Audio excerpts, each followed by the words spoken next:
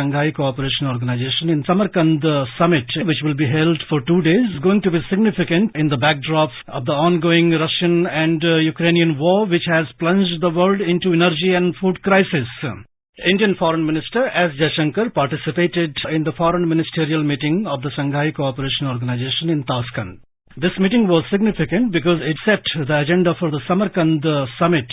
It's an extremely important meeting for two reasons. One is that our Prime Minister would be visiting Samarkand. Secondly, India would be taking over as the chairman of the SCO next year, and the next summit will take place in India. So we hope that in the aftermath of the COVID and the Ukraine conflict, now there would be new possibilities for resolving the food grain crisis, the COVID-related, vaccine-related shortages, transport connectivity, energy cooperation, and so many, and counter-terrorism. So many important issues. And because of the problems which are coming up in Europe, we hope that Shanghai Cooperation Organization can play a meaningful role at this summit and then prepare the ground for the next summit in India. Indeed, Ambassador Shashank, in fact, India will be taking the presidency of G20 also later this year. And as you have already said, since India is right at the forefront on addressing some of the key crises that the world is facing, there are several situations which have been underlined in the recent multilateral meetings, including the Tokyo Quad Summit, where all the world leaders talked about resilient supply chain management. That's a key area because the disruption has plunged the world into big inflationary crisis, bringing the fear of recession in many countries. So how the Central Asian countries, particularly the SCO, can play a key role in addressing the issues of supply chain management? Well, you have rightly said that supply chain management is extremely important because China has been following for the last several months a zero COVID policy and has blocked several of its important and mid-level cities, which has affected the shipment of goods, production of goods, and China was an important center for supply chains. So therefore now there are two aspects. One is that many countries are trying to give facilities for onshoring the production mechanism. So Japan, Taiwan, many other countries, they are giving extra privileges, extra concessions to their own companies to come back to their own countries. Secondly, they are trying to find alternative supply chain partnerships in which India can also be an important partner. And for that, I think the SCO relationship, and if we can build up this Chabahar port connectivity to the SCO countries and to the other countries further onwards, will be extremely important because the supply chains will then become more effective, will get away from the difficulties that countries are facing due to COVID crisis.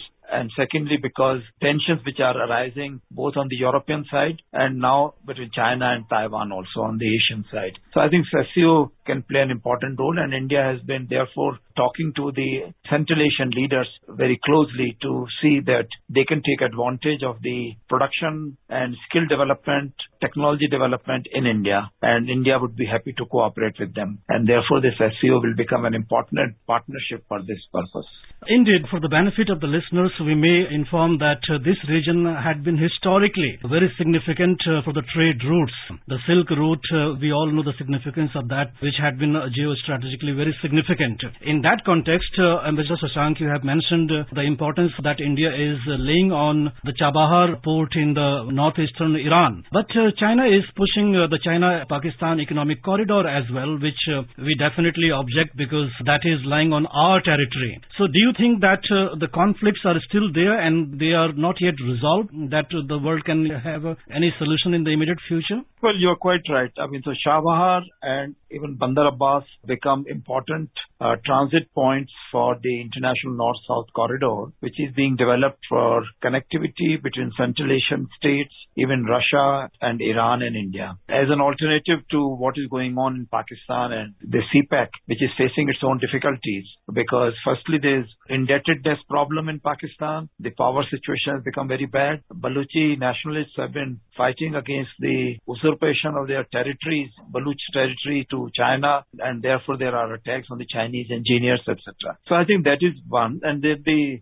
CPEC passes through Indian territory, which is occupied by Pakistan at present. So India cannot accept this situation, and there are bound to be difficulties with regard to this kind of transit through Pakistan and through CPEC. But what we can expect is that Central Asian states like Uzbekistan and others who want to cooperate with India, they might tell Pakistan and Afghanistan, etc., that they may like to have connectivity through Karachi to India. I think that India should not mind, because that is a kind of a thing which will is a traditional route through Afghanistan and Pakistan and doesn't affect the CPEC connectivity which passes through the Indian territory. And it also then India has then two alternatives. One is the international North-South corridor, which we should try to build up for strong connectivity to Central Asia and to Russia. And on the other hand, that in case Central Asian states can persuade Pakistan and Afghanistan to take their trade through Kabul and Karachi, then of course that also we can take advantage of that, and we can use Bombay port for this purpose. Jaishankar has also briefed the SCO members about the humanitarian aids that India has provided to Afghanistan. We have very recently initiated our contacts in Kabul as well. JP Singh, the Joint Secretary in the MEA, had gone there and met the Taliban leadership. We have provided vaccine, wheat and clothes and other benefits to the Afghanistan people, a war-raised country, but still that country is not yet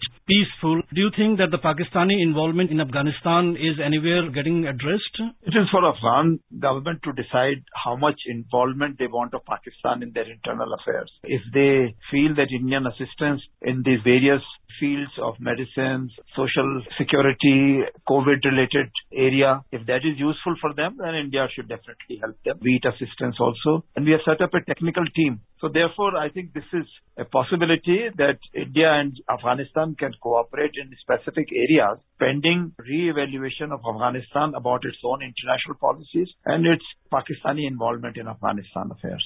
Mr. Shashank, I would like to draw your attention to some suggestion in foreign journals where it has been stated that China is trying to build SCO by bringing in new members as an alternative to G20 in the backdrop of the Russian invasion of Ukraine and the Cold War sort of scenario reviving again. Does that take the mandate of SCO away from its focus areas of development in the region?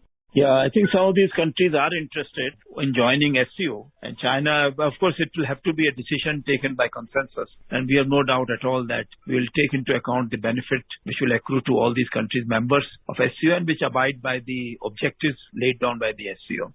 And Mr. Shashank, now that India will be taking the presidency of two key blocs, the G20 and the SCO, in the next few months, India has stated its position on key issues in several fora in the recent months.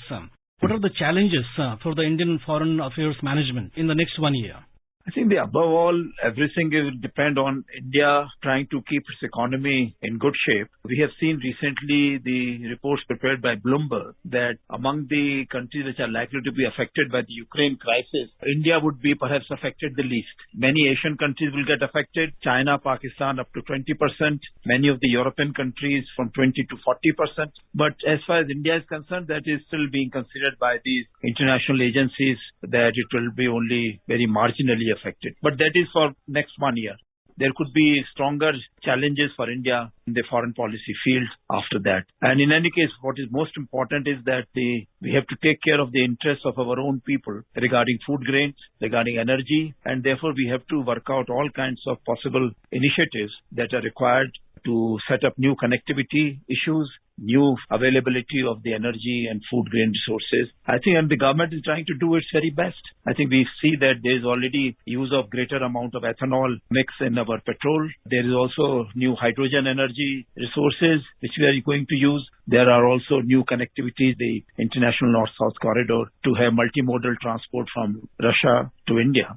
I think these are all things which are extremely important new initiatives. They are all there, which we need to work on because of the Ukraine crisis and the likely difficulty which may arise even on the East Asian side in case China and Taiwan come to a conflict situation. Thank you so much, Mr. Shashank, for talking to the All India Radio. Thank you very much.